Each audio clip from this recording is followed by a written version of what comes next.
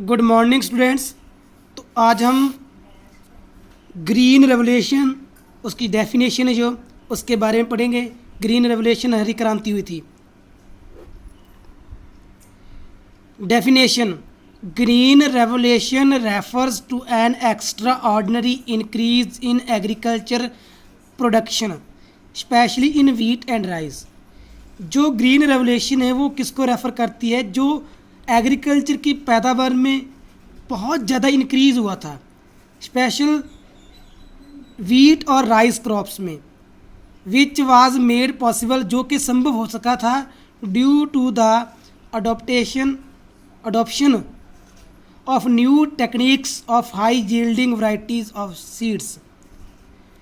तो जो high yielding varieties of seeds, जो बीज पैदावार ज़्यादा देते थे, उनको अडॉप्ट करने से और जो न्यू टेक्निक्स थी उनकी वजह से जो ग्रीन रेवोल्यूशन आया था। In the words of J.S. Harrar, the green revolution is the word generally use to describe the spectacular increase in the production of food grain that took place during 1968 and it is still continuing। तो उनके मुताबिक जो पैदावार में बहुत ज़्यादा increase हुआ था, स्पेशली जो फूड अनाज की फसलें थी, जो कि 1968 ईयर में हुआ था, जो आज भी कंटिन्यूस चल रहा है, उसको हम ग्रीन रेवोल्यूशन का नेम देते हैं। फीचर्स ऑफ ग्रीन रेवोल्यूशन, इसके क्या फीचर्स हैं? First, the year 1968 was initial year of the green revolution. जो 1968 ईयर था उसको ग्रीन रेवोल्यूशन का जो शुरुआती दौर कहा जाता है। Second, Pant agricultural university Pantnagar made an appreciable contribution of it by involving a new varieties of seeds. तो जो पैंट एग्रीकल्चर यूनिवर्सिटी थी और नगर था, इन्होंने भी बहुत प्रशंसा योगदान दिया था, जैसे न्यू सीड्स प्रोवाइड करवा के जो ग्रीन रेवोल्यूशन के लिए। Third, Indian agriculture research institute new Delhi has also made a lot of contribution in this regard in bringing the green revolution. तो ग्रीन रेवोल्यूशन लाने के लिए जो इंडियन एग्रीकल्चरल रिसर्च और न्यू दिल्ली, इन्होंने भी योगदान दिया था। Fourth, credit of bringing green revolution India goes to doctor Norman E Borlaug and doctor M.N. Swaminathan. तो इंडिया में ग्रीन रेवोल्यूशन लाने का जो श्रेय था वो इन दोनों डॉक्टर्स को जाता है। Main elements of success of green revolution, जो ग्रीन रेवोल्यूशन की सफलता के लिए मुख्य तत्व कौन से थे? जो एलिमेंट्स थे वो थे, first, high yielding varieties of seeds, जो ज़्यादा पैदावार देते थे बीज, उनको यूज़ किया गया। Use of high yielding variety of seeds, जो HY हाइब्रिड सीड्स थे, उनको यूज़ किया गया। Has played an important role in bringing the green revolution. इन्होंने ग्रीन रेवोल्यूशन लाने में बहुत बड़े योगदान दिया। फर्स्ट ऑफ ऑल, सबसे पहले these seeds were used in 1966। तो 1966 में इन बीजों का उपयोग किया गया। In India, doctor Norman E Borlaug played an important role in the use of these seeds. सबसे पहले जो बोरलाफ, उन्होंने इनका यूज़ किया था, उनका जो योगदान था बहुत बड़ा था इन सीड्स को यूज़ करने में। The Indian cultural research institute and agriculture universities have played an important role. उन्होंने भी बहुत बड़ा योगदान दिया है for the use of these improved seeds, इन सीड्स के उपयोग में और इनको इम्प्रूव करने में। By the end of 88th plan, जब 8th प्लान ख़त्म हुआ था, तो 750 lakh hectares of land had been covered by HY seeds. तो इन सीड्सों से इतनी लैंड थी जो कवर कर ली गई थी। In Punjab about 55 lakh hectares of land is cultivated by HY seeds. तो लगभग 55 जो लाख स्क्वायर लाख हेक्टर्स थी उन पर जो HY सीड्स थे वो उगाए गए थे।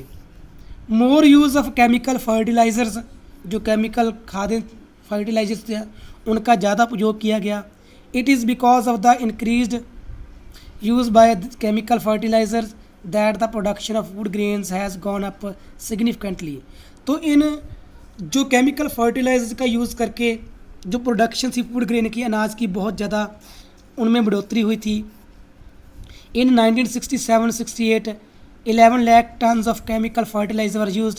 तो 11 लाख टन जो थी केमिकल फर्टिलाइजर थी उनका यूज़ किया गया, विच इंक्रीज्ड टू 139 लाख टन्स इन 1996-97, और जो कि इनकी जो मात्रा थी 139 लाख टन्स, इतनी बढ़ोतरी हो चुकी थी। By the end of 8th plan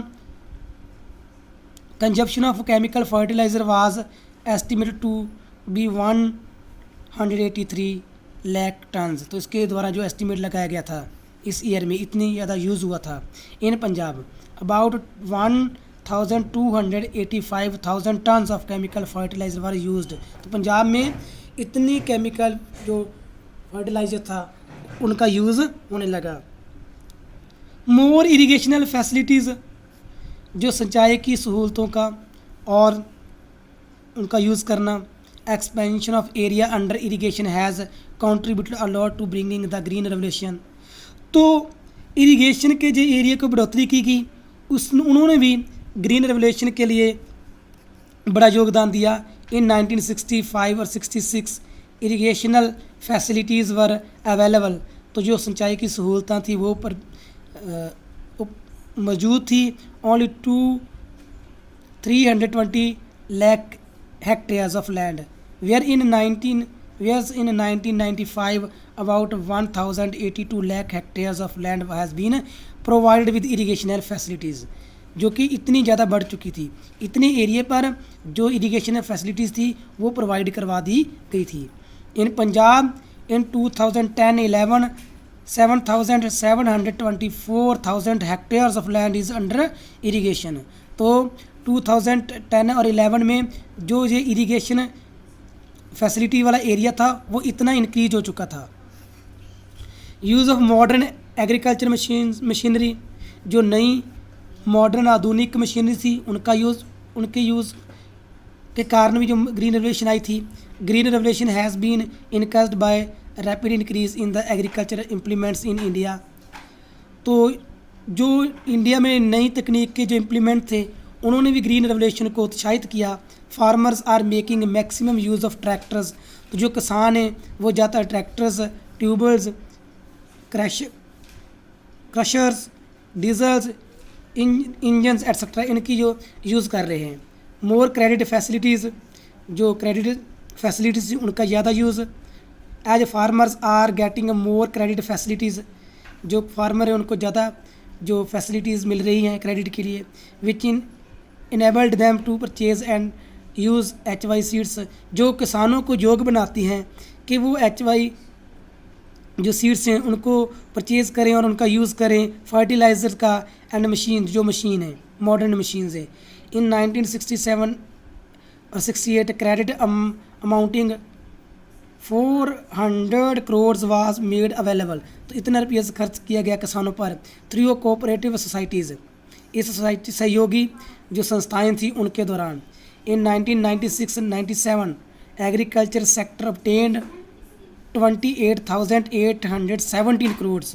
तो इन सेक्टरों एग्रीकल्चर सेक्टर को इतना पैसा जो था वो प्राप्त हुआ था worth of institutional credit. In Punjab the agriculture cooperative society has given credit amounting, जो पंजाब में जो एग्रीकल्चर कोऑपरेटिव सोसाइटी है उन्होंने क्रेडिट दिया, किसानों को दिया है 852 करोड़ रुपया, जो किसानों को सहयोग दिया है। New techniques of agriculture due to intensive agriculture development programme and latest invention of all India agriculture research, a great attention was given to new agriculture in techniques like crop rotation, fertiliser, water and use of improved seeds. तो इन पर जो ज़्यादा ध्यान दिया जा रहा है। Thanks, have a nice day.